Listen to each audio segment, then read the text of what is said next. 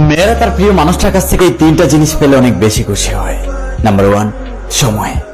প্রত্যেকটা মেয়েরা তার প্রিয় মানুষটার সাথে অনেক বেশি কথা বলতে পছন্দ করে, আর তার প্রিয় মানুষটা যখন তাকে সময় দেয়, তার সাথে কথা বলে, সে অনেক বেশি খুশি হয়। নাম্বার 2, প্রশংসা। এই যে মেয়েরা এত কষ্ট করে আটা ময়দা মেখে সুন্দর করে সাজে, তার প্রিয় মানুষটার কাছ থেকে প্রশংসা শোনার জন্যই। Number 3, gift. মেয়েরা তার প্রিয় মানুষটার কাছ থেকে ছোট ছোট গিফট পেলে অনেক বেশি খুশি হয়, যেমন লিপস্টিক আর চুড়ি।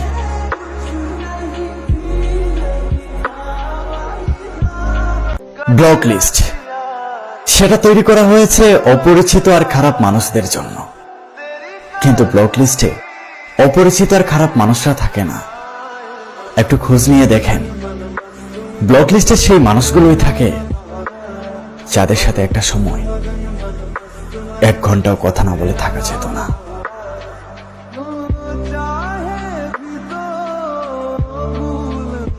একবার এক বিবাহিত মেয়েকে বলা হয়েছিল, তুমি এই পৃথিবীর মধ্যে কাকে সবচেয়ে বেশি ভালোবাসো?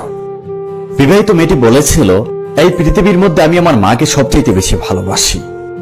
বিবাহিত মেয়েটিকে আবারও বলা হয়েছিল, তুমি তোমার স্বামী সন্তান মায়ের মধ্যে যে কোনো একজনকে বেছে নিতে হবে, আর বাকি 2 জনকে ছেড়ে দিতে হবে।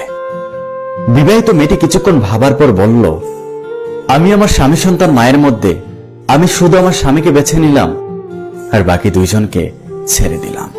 তার মানে হলো, একটা মেয়ে বিয়ে করার পর সে তার স্বামীকে পুরো পৃথিবী ভাবে, কিন্তু বেশিরভাগ স্বামী বউ যদি একটু ভুল করে তাকে মারামারি করে, গালাগালি করে।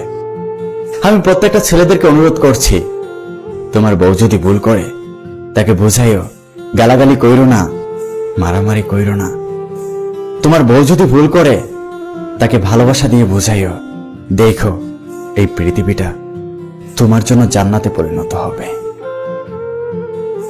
কারো কাছ থেকে মেসেজের রিপ্লাই পাওয়ার জন্য কি অপেক্ষা করছো? কারো ফোন আসবে বলে বারবার ফোনটা হাতে নিয়ে চেক করছো? তাহলে আজকে ছেড়ে দাও।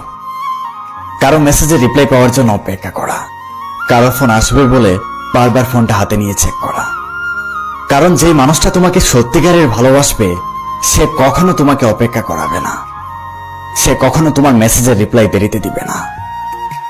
তুমি 10টা ফোন দেওয়ার পর সে কখনো একটা ফোন ধরে বলবে না আমি বেঁচে আছি। আর কেউ যদি তোমার সাথে এমনটা করে, তোমার মেসেজের রিপ্লাই দেরিতে দেয়, 10টা ফোন দেওয়ার পর একটা ফোন ধরে বলে আমি বেঁচে আছি, তাহলে বুঝে নিও সে তোমাকে অবহেলা করছে।